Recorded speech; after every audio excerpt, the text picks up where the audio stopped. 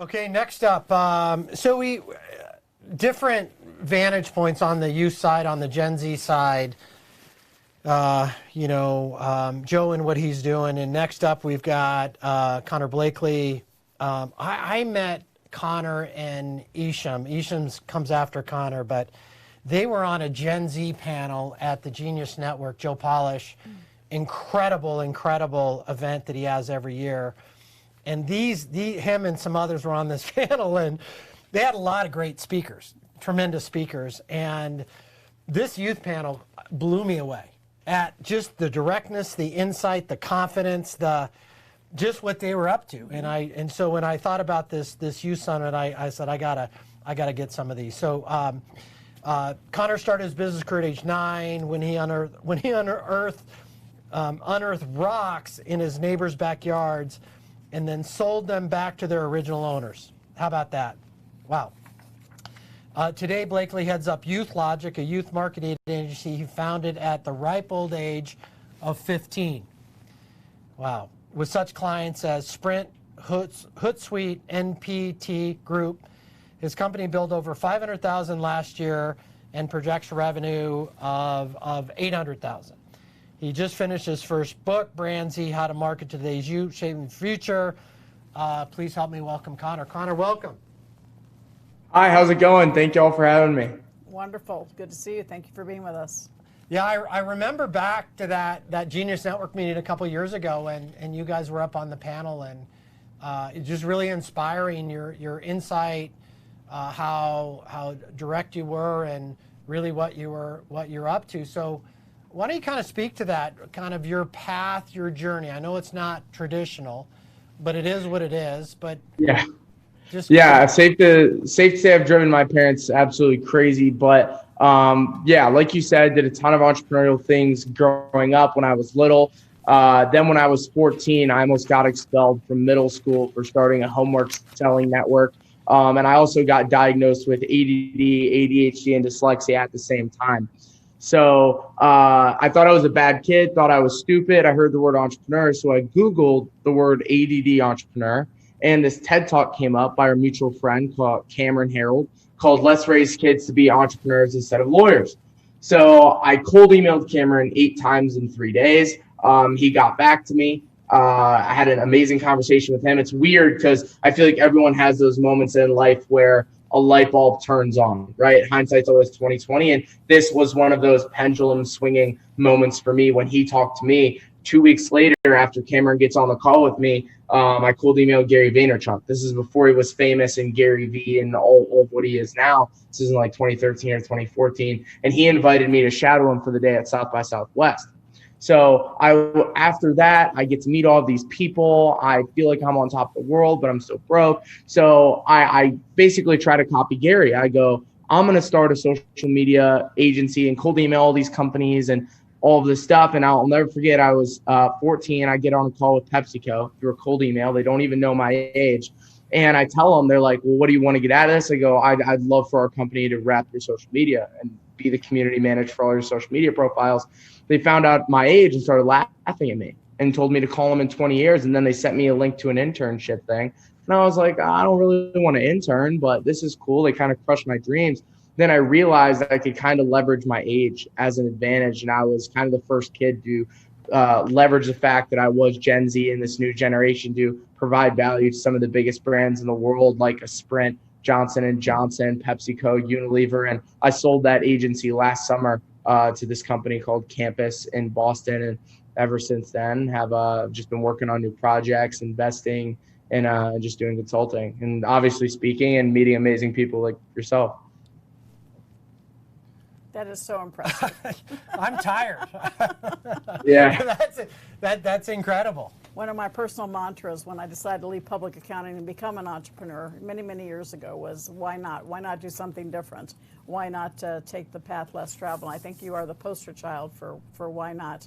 Why not do something, see an opportunity and seize it? So the interesting thing that I kind of captured, so you talk about cold calling Cameron Harold, you talk about meeting Gary Z. I mean, you seem to be like this kid that has no barriers. You just didn't even know any better. So what do you want to tell your peers out there that have a great idea but are afraid, or they're having that internal dialogue going, I'm not smart enough, I'm not connected, I don't have his phone number, he won't take my call? There's two things, right? So there's this amazing story of this guy named Scooter Braun, who is one of the biggest music managers in the world. He discovered Justin Bieber, all these people, and he talks about a time where he was managing Asher Roth and Justin Bieber, both at the same time. Justin Bieber hadn't even put out a song yet. He was paying for both of their houses. None of them had put out songs yet. He had $4,000 left in his bank account, and he calls his dad. He goes, Dad, I want to give up. Like, I can't do this. Like, this is impossible. I have $4,000 left after this payment, and I've got 2 weeks left, and then I'm dead flat broke. And his dad said, you know what? I think you should give up. I think you should give up. Scooter goes back and he decides, I'm not going to give up. I'm going to give it one more month and I'm going to do it. 2 weeks later, the day he was going to go broke, Asher Roth put out a song called I Love College that went like quadruple platinum, and Justin Bieber's Doubt album came out the following year, making him tens of millions of dollars, right? So it's like those little moments where you feel like, you know what, I don't know if I should do this. Those are the moments where you put your head down and just push through as far through as you absolutely can. I'm blessed where I've always had this weird thing where I was so detached from someone saying no. Maybe it was something that happened in my childhood that I don't remember, whatever it is, right? I've just never cared. So for people that do care, it's like having the mindset of everything that happens, it's that the world is conspiring for you. Like the world wants you to win. I'm an optimist. I believe most people generally want to see you win. They want to do successful. If you send those 300 cold emails and only one person gets back to you, all you need is one person to say yes. Like that's all you need all the time is just one person to bet on you, especially if you're in those early stages. And if you're already connected and have the opportunity to be around people like that, just soaking it in and being a sponge and trying to bring value first. So then you have a lot of people owing you favors is a good spot to be in. So for people that are your age out there that are still trying to figure out what they should do in life and where they should go, and they feel like they have no direction, what advice do you give them? Because it sounds like you've always known exactly where you wanted to go. Yeah, what I did without realizing it, and like I said, hindsight's always 20/20, so it's easy to talk about this stuff now, but I mean, I hated my life for a while just because I didn't know, and it felt like I was shooting random cannonballs hoping that they would hit something, and luckily I just maneuvered it smart enough so that it would hit something every time. So what I would say is, who do you want to be like? Right? Just literally find a person who you admire and who you want to be like. That person won't always stay the same. That person will change. From me, when I wanted to go to 0 to a million and then further, that person when I was at rock bottom was Gary Vaynerchuk and Cameron Herold, right? And then you become friends with them and then you learn more and then they introduce you to their friends. Then you start to take all of these good parts of all of these people you admire and then you start to get a really clear picture of the person that you want to be. And when I say person you want to be, I'm not just talking about business. I'm talking about the kind of father you want to be, the kind of husband you want to be, the kind of son you want to be, the kind of friend you want to be. Because at the end of the day, Tucker Max said, if you're a different person than you are at business, than you are at home, odds are one of them is suffering. So I don't like to differentiate the two at all. And some of my best friends in the world are people that I met when I was 16 who I've still stayed in touch with. Harvey McKay is 86. I still talk to the guy once a week, right? So just doing fun stuff like that. So talk about money for a second. You know, you've earned some money. You've come into money quickly. I've also lost some. Right. So talk about that. Yeah. So here's what I did do. I can't say I was the guy who went out and bought a lot of stupid stuff. I value three things, right? I need a really, really great car. I drive a 4-door Jeep Wrangler 2017. It's not like a flashy car, but it's a really good car for me. I value where I live. I spend an obscene amount of money on living places. And then the third one is just clothes. Like literally just quality, not like designer, not like Gucci. I don't own a lot of designer, just like quality clothes that won't break, right? Outside of those three things, I don't own a Rolex. I don't like buy any really flashy stuff, even though I want to. I just haven't. Where I've lost money is over indexing on self-belief and letting my early success and naiveness get in the way of a real logical picture of what works and what doesn't. Because when you start to do things that you're really good at, and then you think you're good at everything, you start to put money into things that you control that you're not actually good at, that you tricked yourself into believing that you were amazing at. So my level of self-awareness since I've lost hundreds of thousands of dollars and over the past 6 years has been like actually being self-aware and not just talking about it and bringing it from my personal life into my business life. It hasn't been spending money on stupid shit. It's been over-indexing on myself because I thought what would get myself from point A to point B would get me point B to point D, right? And that's just not how it works. So getting surrounded by people who can really help me through that and figure out the right things to put money into really makes a lot of sense. I've recently gotten into startup investing, like really, really small checks, just founders I believe in, deals that I'm blessed enough to get into. I'm not, for my age, I'm super rich, but like compared to actually rich people, I'm not rich at all, and I'm trying to build wealth and accumulate it. So just trying to create as many assets as possible. While I'm the guy at the casino who's up $2,000 and then keeps playing and then walks away with nothing. So I've also, and that's a true story. We won't get into that, but also giving money to a financial advisor to put in a Roth IRA and like do all those things. I don't know a lot of those things, but I surround myself with people who do, so that I can turn around in like 20 years and have 10 mil there just because I put in X amount away every single month, letting it compound. And by the way, the stock market crashed during the coronavirus. I'm up like 180%. Like I freaking crushed it. So if you like paying attention to stuff like that when the market crashes, there's a reason that the rich get richer during times like that. It's because they have the money to buy low, and then stocks always go up, right? So I don't know. I'm just trying to take the basics and not make some of those mistakes that I made. Well, I want to point out, you talked about the power of association and how you went after it and you found it. And obviously my friend Harvey McKay is still influencing you. Talk about the power of mentorship in your life. It's the only reason that I'm even on this call right now. Without it, it is the fundamental, most important thing that ever happened to me. I come from a small town in Cleveland, Ohio. Right? I don't come from a connected, affluent family. I come from like just steel town, right? Like you don't, the successful guy is the guy who makes $125 a year and is your next door neighbor. There's nothing wrong with that, but I wanted more than that. So for me to seek more than that, I had to go out and find those people who I wanted to be like, who were at a level that I wanted to be at. And I just had to find them. So what's amazing is, especially if you're young, you know how to use all this technology shit. Everyone is reachable. Every single person is an email away. There was a time when I was 15 and I was at an event and the CMO of Progressive Insurance was speaking. And I met him briefly, and his name's Jeff Charney. And I found out where he lived. And by the way, this is before I even really knew Harvey well, before I studied any of his material. So I was just doing this instinctively.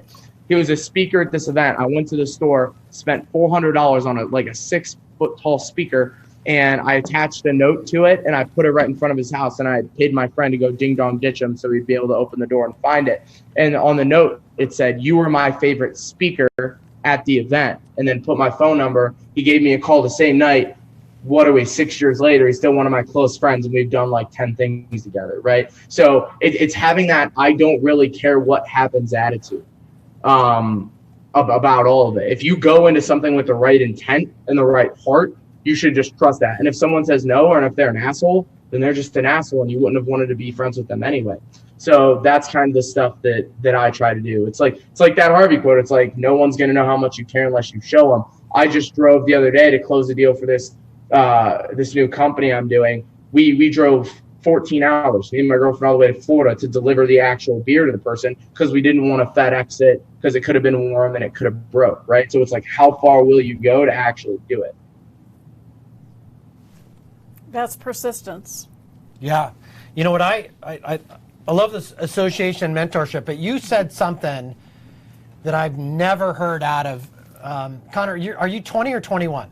I just turned 21. I can finally drink with you, Walter. You said something about core competency. I mean, I've seen that as a mistake that people make over the years. They own a home builder, and they think they can start a tech company. and then they think that they can own a river rafting company, and they get away from what they know, and they absolutely get their head handed to because they were good at one thing. So when we look at youth, and we look at youth and money, get to know something and get to know it well, or bring people into your world that understand it and that can work for you. There's two different parts of that, right? The first part is, listen, if you're Johnny and you're 17 and you're in Illinois and all you're good at is technology, and all you're good at is technology, but you want to start let's say you want to start a wine company, right? But you're only good at technology. You can only build a website. You can only do this stuff. Then you're bringing in everyone who's good at everything else, the winemakers, the brewers, to help you with everything you don't know. But if you're 17, the more important thing to do is, when you understand that you're really good at technology, it's you're going and finding, hey, this CEO, they're really, really good at beverages. They're really, really good at making tuna. They don't understand technology. So it's also finding out what you're really good at, not only so that you can bring the people into your world to help you, but also so that you can go out and bring value to people who might not necessarily be that good at the thing. That's all I did for the first 3 years of my career, because all I had was time and I knew what I was good at, which at the time was social media, understanding trends, understanding young people. Most people who I want to end up as when I'm 70-year-old billionaires don't understand TikTok. They don't understand social media. They don't understand any of this stuff. And if someone's 70 and they're a billionaire, most of the time, they're still forward thinking. They're still in the game. They're still interested in a lot of this stuff. So it's really refreshing when a young person comes in and says, oh, here's how things have changed. Here's where trends are going. And I still am that guy for a lot of them today, just because if odds are, if someone is that wealthy and they're still a little bit older, they still love it, and they're doing it because they love it, and they do it because of the game, and they love helping people, and they got to where they're at just because of reciprocity and helping. So that's what I would do. So you have a company called Youth Logic, which is a marketing consultancy that helps companies resonate with Gen Z. So we haven't really talked about that. So I'd love for you to just share your top 1 or 2 things that you think is most important for those of us that are a couple of decades away from your age group and that are still we want to market to you. What are a couple of things you think we need to be aware of that you think we're missing the boat on? So I think that definitely I'm talking a lot about this right now. It's like people are publishers now. If you're a company or if you're a person, you used to go to radio, you used to go to TV, you used to go to newspapers, and you used to go to Facebook, you used to go to Instagram, you used to go to Twitter, TikTok, things like that. Now we're going to people. People are starting to become media companies. People are developing personalities. So what I'm starting to tell bigger companies to do is kind of to start to act as an in-house talent agency, right? So let's say you're a financial advisor, right? You bring in someone. If it's not you, right? Let's say you're not outgoing or charismatic or any of that stuff. You bring in someone who is those things, and you build them up with all of their resources to be that go-to person in that. Let's start to do that as a company. That's if you're a financial advisor. If you're a massive company like Unilever and you own Oreos, then we're going to bring in this influencer to blow these people up and start to create personalities attached to these brands. Because the days of people paying publishers or social media platforms, you're seeing right now in the past week, I called this 2 years ago, where Coca-Cola and all these companies are pulling out of Facebook because they're all trying to be PC. It's like, who's left? It's real people are left. And at the end of the day, marketing is just word of mouth. And people are getting it from other people. So, and one of our clients is Fruit of the Loom, right? The underwear company. So I believe that on YouTube, for every single niche category, there's going to be an expert in. Right now, it's very macro, and there's just a lot of entertainment. There's shoe people, there's fashion people. I think it's going to get so niched down to there's going to be a number 1 underwear expert in the world. There's going to be a number 1 glasses person. My friend makes $1 million a year on his YouTube channel talking about watches, and he started a watch company, right? And then you're creating IP under those people that you can actually sell and then create real wealth. So it's a big trickle down system, but I'm really just starting to, just because big companies and most companies don't really move very fast, and you've got to get their foot in the door and let them see the results. People are publishers, and how can we get involved in influencer marketing on kind of either side of the coin? So I guess my 2 or 3 takeaways, Connor, tell me if I'm right, is you just pedal to the metal and go for it. Don't be afraid to hear no. And mentorship and partnership. Mentorship definitely being the number one. I mean, what I would say, it's really easy for me to sit here now and say go for it, but like, you got to understand, when I was starting out, it's like big ideas make small minds feel inferior. It's like every single person around me, my own family, it's like in Cleveland was like, don't do it. Like, go to college, do all of this stuff, right? And I was just like, something inside of me was just like, no. But most people cave to that, and I think it's important to talk about not caving that. And yes, that does include if you want to do something and you want to go be a rock star, you want to. So a lot of times your parents don't want to, if you have parents that support you, you're lucky as hell, because that is so rare when you want to do something big. I'm very serious. I was so frustrated in my small town. And I remember calling Lisa Saney, who you might know, who's in Genius, when I was 16, and I cried on the phone, being like, I don't understand why no one around here believes in me. And she said, Jesus wasn't a prophet in his hometown. And I was like, okay, that makes sense. Like Jesus Christ started the massive thing. No one around him believed him, right? So if he can do it, then I'm super optimistic. If you don't have self-belief, you can't do anything. So if you don't believe in yourself, then, and by the way, this isn't what's talked about enough either. If you don't believe in yourself because you're a shitty person, then you should change who you are. This whole narrative that like everyone's great and everyone should be themselves is just not true. Like, if you are not good and you are a bad person, after that, so if you are not happy, then change who you are. You get the same 24 hours it is everyone else. So self-belief only really naturally comes when you're comfortable in the shoes that you wear. So really got to do that self-auditing and watch who you hang out with, because it's really easy to get around some shitty people. I think that's a pretty strong message today. Yeah, I think that's great.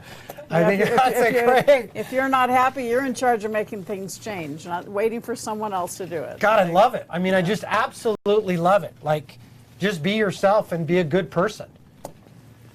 All right. Yeah, I mean, that attracts all the people you're going to need to while you're doing all this stuff. So, yeah, I really appreciate you guys having me on. And if anyone else needs anything or has any other questions, just Connor Blakley, hit me up. Happy to help whoever you are. So I appreciate it. Well, I bet those people that weren't really big supporters of yours initially are huge fans today, aren't they? I think that everyone wants to come and smell the flowers once they're grown. That's right. Exactly. And then they're going to hit you up for a loan. Right? Absolutely. No comment there. Jeez. All right, Connor, thank you so much. And nothing but success on your new venture. And we'll talk soon. Awesome. Thank you guys so much.